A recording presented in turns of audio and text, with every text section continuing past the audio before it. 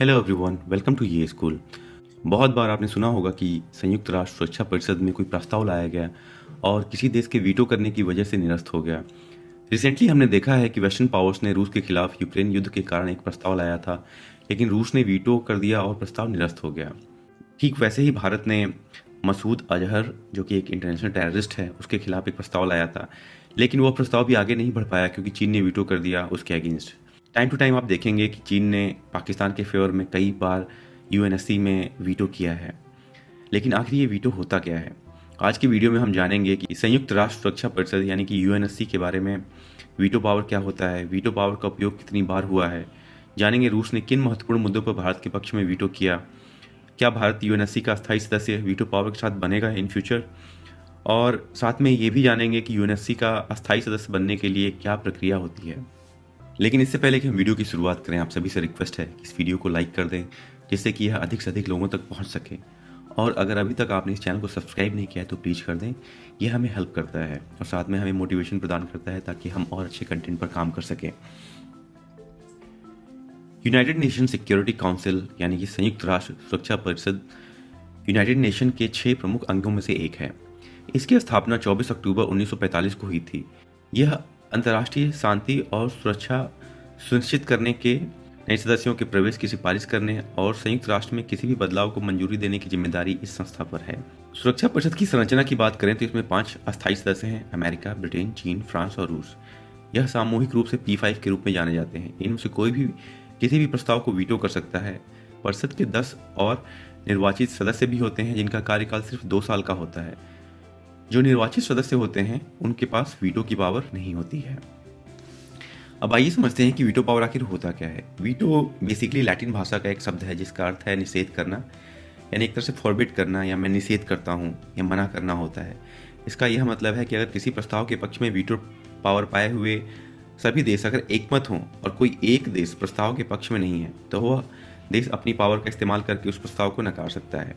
कोई एक देश भी विरोध करते हुए अगर उसके प्रस्ताव को वीटो करता है तो फिर वो प्रस्ताव आगे मूव नहीं कर सकता। अब इसको एक उदाहरण समझते हैं। जैसे मान लीजिए कि जो मसूद अजहर है, जो कि एक इंटरनेशनल टेररिस्ट है, उसके अगेंस्ट एक प्रस्ताव लाया भारत ने। वहाँ पे अमेरिका, फ्रांस, रूस, यूके, इन लोगों को कोई प्रॉब्लम नहीं थी प्रस्ताव के साथ, लेकिन चूंकि चाइना जो है वो पाकिस्तान का दोस्त है और वो उसका फेवर कर रहा था, तो उन्होंने उस प्रस्ताव के अगेंस्ट वीटो कर दिया। इसका मतलब ये हुआ कि अगर 5 में से 4 लोग राजी भी थे जो कि वीटो पावर वाले यूएनएससी के सदस्य हैं, फिर भी वो प्रस्ताव आगे नहीं बढ़ सका क्योंकि एक देश ने वीटो कर दिया। यही होती है वीटो की पावर। यूनाइटेड नेशन ऑर्गेनाइजेशन की यूएनएससी संस्था है, इसके अस्थायी मेंबर देशों को प्राप्त अधिकार ही वीटो पावर कहलाता है। यूएन के अस्थायी मेंबर जो कि चीन, फ्रांस, रूस, यूके और अमेरिका हैं, इन सभी के पास वीटो पावर है।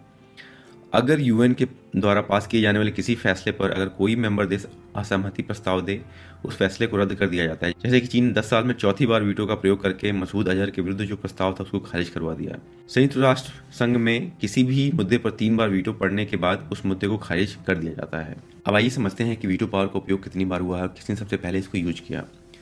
16 फरवरी 1946 को सोवियत समाजवादी गणराज्य ने पहली बार वीटो का प्रयोग किया था, यानी कि जो सोवियत यूनियन हुआ करता था, जो आज की डेट में रशिया है, उसने पहली बार वीटो का उपयोग किया था। उसने लेबनान और सीरिया में से जो विदेशी सैनिक थे उनकी वापसी को लेकर जो यूएसएसआर था उसने वीटो पावर का यूज किया था। तब से लेकर अब तक वीटो का लगभग 300 बार प्रयोग किया जा चुका है। वीटो की स्थापना की शुरुआत के सालों में सोवियत रूस ने सबसे ज्यादा वीटो पावर का प्रयोग किया था। रशिया ने लगभग अब तक 121 बार वीटो पावर का यूज किया है। वहीं अमेरिका ने अभी तक 82 टाइम्स इसका यूज किया हुआ है। आजादी के बाद वेस्टर्न पावर्स ने भारत की जो इंडस्ट्रियल पावर थी, राजनीतिक, आर्थिक और सैन्य वृद्धि को ध्यान में रखते हुए संयुक्त राष्ट्र सुरक्षा परिषद में वीटो पावर देने की पेशकश भारत को की थी, किंतु उस समय के भारतीय प्रधानमंत्री पंडित जवाहरलाल नेहरू ने वीटो पावर की सदस्यता को लेने से मना कर दिया था। इसका एक प्रमुख कारण था कोल्ड वॉर, यानी जो उस समय रशिया और यूएस के बीच में एक तरह से कोल्ड वॉर चल रही थी, उससे रिलेटेड पॉलिटिक्स। और कुछ हद तक नेहरू जी का चीन की तरफ झुकाव भी था। उन्होंने ये नारा दिया था, हिंदी चीनी भाई भाई। वो इस बात में बिलीव करते थे कि आगे भारत और चाइना एक साथ मिलकर के चलेंगे। कांग्रेस के सांसद शशि थरूर की किताब Nehru the invention of India में लिखा गया है कि भारत को 1953 के आसपास यूएनएससी में अस्थायी सदस्य बनने का ऑफर मिला था, लेकिन उसने ये मौका चीन को दे दिया। भारतीय डिप्लोमेट्स ने नेहरू के इनकार के जिक्र वाली फाइल देखी थी। उन्होंने ही यूएन की सीट ताइवान के बाद चीन को देने की वकालत की थी। पूर्व केंद्रीय मंत्री स्वर्गीय अरुण जेटली ने पंडित नेहरू के 2 अगस्त 1955 को राज्यों के मुख्यमंत्रियों को लिखे पत्र का जिक्र किया, जिसमें लिखा था कि अनौपचारिक तौर पर जो कि अमेरिका था उसने सलाह दी थी कि चीन को संयुक्त राष्ट्र में जगह दी जाएगी और भारत सुरक्षा परिषद में चीन की जगह लेगा। नेहरू जी कहते हैं कि हम निश्चित रूप से इसे स्वीकार नहीं कर सकते, क्योंकि इसका मतलब है चीन को अलग करना होगा और यह एक महान देश के लिए बहुत अनुचित होगा कि चीन सुरक्षा परिषद में नहीं है। हालांकि कुछ लोगों का यह मानना है कि ये बस वेस्टर्न पावर्स जो थे वो भारत को टेस्ट कर रहे थे और उनका ऐसा कोई इरादा था नहीं कि वो भारत को ये सीट देंगे। अब आइए जानते हैं कि रूस ने किन महत्वपूर्ण मुद्दों पर भारत के पक्ष में वीटो किया था। देखिए, अभी यूक्रेन युद्ध हुआ उस समय भी बहुत सारे लोग क्वेश्चन कर रहे थे कि भारत खुल करके रशिया को उस तरह से क्रिटिसाइज नहीं कर रहा है या अपना ट्रेड वहां से बंद नहीं कर रहा है जैसे उसे करना चाहिए। लेकिन हमें यह भी समझना चाहिए कि जियो पॉलिटिक्स और ग्लोबल जो पॉलिटिक्स होती है उसमें आपको शॉर्ट टर्म इंटरेस्ट के हिसाब से आप नहीं चल सकते, आपको लॉन्ग टर्म व्यू रखना होता है। और रशिया ने बहुत सारे मुद्दों पर भारत का सपोर्ट किया है जब इन वेस्टर्न पावर्स ने भारत को बिल्कुल इनके पीछे हाथ धो करके पड़ गए थे। लेकिन रशिया ने हर बार जब जरूरत पड़ी तो यूएनएससी में वीटो किया और भारत के पक्ष में मतदान किया। एक तरह से आप कह सकते हैं कि भारत को बेल आउट किया। इसका पहला एग्जांपल हम लोगों ने देखा 1957 में जब रूस ने भारत के पक्ष में वीटो किया। उस समय यूएसएसआर यानी कि रशिया ने पहली बार 1957 में कश्मीर मुद्दे पर भारत के लिए वीटो पावर का इस्तेमाल किया था। 1955 में जब सोवियत संघ तत्कालीन नेता जो निकिता क्रुश्चेव ने भारत का दौरा किया तो उन्होंने कहा कि मॉस्को बस सीमा के उस पार है और कश्मीर में किसी भी परेशानी के मामले में दिल्ली को यूएसएसआर को बस इतना बताना है और वो अपने शब्दों पर कायम रहे। और जब पाकिस्तान ने डीमिलिटराइजेशन के संबंध में एक अस्थायी संयुक्त राष्ट्र बल के इस्तेमाल का प्रस्ताव रखा और जो बायलैटरल मुद्दा था एक अंतर्राष्ट्रीय मुद्दा बनने के करीब पहुंच गया, तो उस समय यूएसएसआर ने भारत के पक्ष में वीटो शक्ति का इस्तेमाल किया और प्रस्ताव खारिज हो गया। इसका दूसरा एग्जांपल हमने देखा 1961 में जब रूस ने भारत के पक्ष में फिर से वीटो किया और गोवा आजाद हुआ। 1961 में पुर्तगाल ने गोवा के संबंध में यूएनएससी को एक पत्र भेजा। उसी समय जो कि गोवा जो अभी भी पुर्तगाल के अधीन था और भारत इस क्षेत्र को मुक्त कराने और इसे अपने राष्ट्र का हिस्सा बनाने की कोशिश कर रहा था। फ्रांस के विपरीत पुर्तगाल ने भारत में अपने क्षेत्रों को जाने देने से इनकार कर दिया, यहाँ तक कि गोवा में जो प्रदर्शनकारी थे उन पर गोलियां भी चला दी थी। यह विरोध बढ़ता ही जा रहा था और इसका सोल्यूशन ढूंढना बहुत ही जरूरी हो गया। अगर रिपोर्ट्स की माने तो उस समय जो सोवियत यूनियन के नेता थे निकिता क्रुश्चेव ने पूर्व प्रधानमंत्री जवाहरलाल नेहरू को एक टेलीग्राम भेजा जिसमें उन्होंने कहा कि अपने क्षेत्र में जो कॉलोनीज हैं उनको खत्म करने के लिए भारत कार्रवाई जो है बिल्कुल उचित है और लीगल है। पुर्तगाल ने संयुक्त राष्ट्र चार्टर को लागू करने की कोशिश की और एक प्रस्तावित किया कि भारत को गोवा से अपनी सेना वापस लेनी चाहिए। आपको जानकर हैरानी होगी कि उस समय इस प्रस्ताव को अमेरिका, यूके और फ्रांस द्वारा समर्थन मिला, लेकिन रूस भारत के बचाव में आया और वीटो पावर का उपयोग करके प्रस्ताव को तरह से खारिज करा दिया। इसने भारत के उद्देश्य को मजबूत किया और 19 दिसंबर 1961 को गोवा अंततः पुर्तगाल के शासन से मुक्त हो गया। यह रूस का 99वां वीटो था। 1962 में रूस ने भारत के पक्ष में फिर से किया वीटो। उस समय सोवियत यूनियन ने 1962 में अपने 100वें वीटो का इस्तेमाल किया और एक बार फिर से भारत के पक्ष में इसका इस्तेमाल किया। यूएनएससी में एक आयरिश प्रस्ताव ने भारत और पाकिस्तान से कश्मीर के मुद्दे को सुलझाने के लिए एक साथ बातचीत करने का आग्रह किया था। 7 यूएनएससी सदस्यों ने इसका समर्थन किया, उनमें से 4 अस्थायी सदस्य थे, अमेरिका, फ्रांस, ब्रिटेन और चीन। अब आप समझिए कि किस तरह से ग्लोबल लेवल पे पॉलिटिक्स होती है। भारतीय जो डेलीगेशन था उन्होंने इस प्रस्ताव को स्वीकार करने से मना कर दिया और फिर रूसी प्रतिनिधि जो थे प्लेटन दिमित्रिच मोरोजोव ने वीटो शक्ति का इस्तेमाल करके इस प्रस्ताव को खारिज करा दिया। आज की डेट में अमेरिका, फ्रांस और ब्रिटेन इंडिया की तरफ से बोलते हैं तो हमको ये भी समझना चाहिए कि इसके लिए जो हमारे देश के जो लीडर्स थे उन्होंने कितनी मेहनत की है। उस समय जो भारत था इतना शायद अमीर नहीं था, उनके फॉरेक्स रिजर्व बहुत कम थे, इंडस्ट्रियलाइजेशन नहीं हुआ था और डिफरेंट फ्रंट्स पर भारत लड़ रहा था। और ये जो वेस्टर्न पावर्स हैं उन्होंने एक डेमोक्रेटिक कंट्री को सपोर्ट करने की बजाय इन लोगों ने सपोर्ट किया एक डिक्टेटर को और एक ऐसी कंट्री को जिसका टेररिज्म में इतना बड़ा योगदान है। पूरी दुनिया को उन्होंने कुछ दिया है तो टेररिज्म ही दिया और कुछ भी नहीं दिया है। लेकिन रशिया ने यहाँ पे भी आकर के भारत को बचाया और इसीलिए शायद रशिया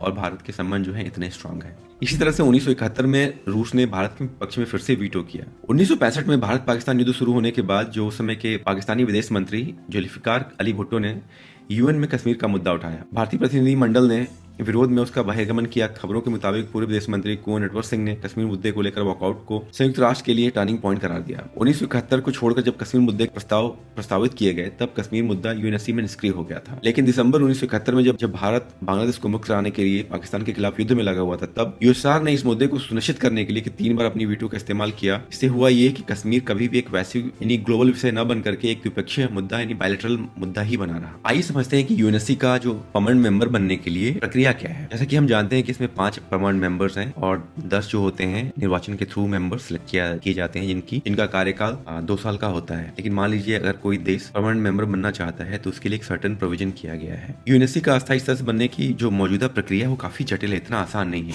इसके लिए सबसे पहले जो यूएन चार्टर है उसमें संशोधन की आवश्यकता होगी और चार्टर में संशोधन तभी हो सकता है जब जो यूएन के सदस्यों के कम से कम 2/3 सदस्य उनके प्रस्ताव द्वारा उनके मत द्वारा यह प्रस्ताव पारित किया जाए। जो सभी परमानेंट मेंबर्स हैं उनमें कम से कम 2/3 का आपको समर्थन मिले। इसलिए सुधार के लिए सदस्य देशों के बीच सहयोग आवश्यक है। जो सिक्योरिटी काउंसिल के सभी अस्थायी सदस्य यानी परमानेंट मेंबर्स हैं वो अपने प्रभाव को कम करने वाले इस कदम का समर्थन करने से वो अक्सर जो है परहेज करते रहते हैं। अब आइए समझते हैं कि जो परमानेंट यूएनएससी का अस्थायी सदस्य बनने के इच्छुक सभी उम्मीदवारों में भारत सबसे अधिक जो है वो मुखर है। भारत आज की डेट में एक प्रमुख वैश्विक शक्ति केंद्र बन चुका है, कोई माने या ना माने, लेकिन भारत की सदस्यता का दावा इन तथ्यों पर आधारित है कि यह संयुक्त राष्ट्र के संस्थापक सदस्यों में से एक है, सबसे बड़ा लोकतंत्र है, दूसरा सबसे अधिक आबादी वाला देश है और 5वीं सबसे बड़ी और सबसे तेजी से बढ़ती हुई अर्थव्यवस्था है। इसके साथ ही अगर आप देखेंगे तो जो ग्लोबल इश्यूज हैं जैसे कि क्लाइमेट चेंज है ना, डेवलपमेंट के जो टारगेट्स हैं और जो बाकी यूएन के जो सम्मेलन होते हैं उनसे संबंधित जितने भी अहम मंच हैं उनमें से इंडिया ने भारत ने अपने आप को सक्रिय रूप से खुद को शामिल किया है। भारत दुनिया के अधिकांश अविकसित और विकासशील देशों के हितों का भी जो एक तरह से कह सकते हैं कि वो उन्हें लीड करता है, उनका प्रतिनिधित्व करता है। भारत एक ऐसा देश है जो दूसरों के आंतरिक मामलों में हस्तक्षेप न करने की विचारधारा रखता है, यानी कि एक तरह से न्यूट्रल रहता है। भारत के लिए समस्या यह है कि वह तब तक अस्थायी निकाय का हिस्सा नहीं बन सकता जब तक इसके सुधारों के लिए 5 अस्थायी सदस्यों के बीच अहम सहमति नहीं बन जाती। इन सदस्यों के पास वीटो शक्ति है जो यूएनएससी में अन्य देशों के प्रवेश को